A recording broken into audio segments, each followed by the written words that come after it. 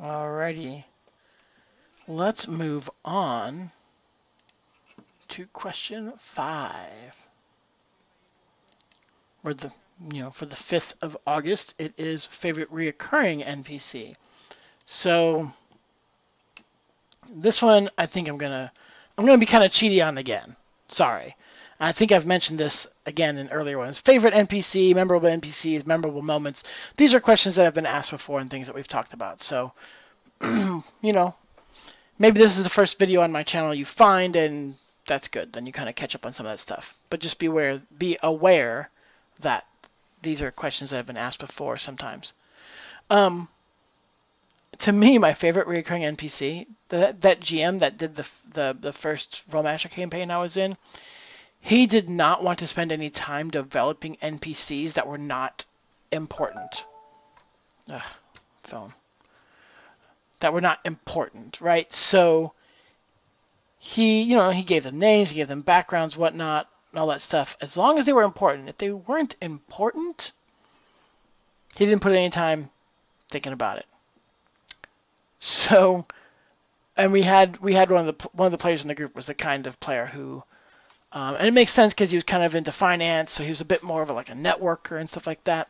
So he was always interested in what's that shopkeeper's name? What's that person's name? What's this person's name? So it wasn't that we had a reoccurring NPC. It's just that every unimportant NPC in his campaign was named Bob. Every single one of them. They were all Bob.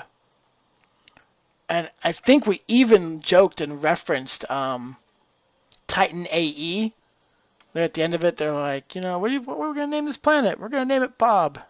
What? You can't name a planet Bob? What do you mean? Who died and left you the king of Bob? We thought I think most of us thought that was hilarious. And I kind of wonder if he got that from there. I mean, he would, every NPC that wasn't important, Bob, Bob, Bob, Bob. That shopkeeper is Bob. That innkeeper is Bob. The guy whose cart was getting, attacked by bandits and you saved him. His name's Bob. All Bob. So that's really my favorite reoccurring NPC. There weren't a lot of others. Ooh, no, I just thought of one. So there was this other this other NPC. So the one campaign, I think we had 2 campaigns, but the one campaign that I think of in Dungeons and Dragons 3rd edition,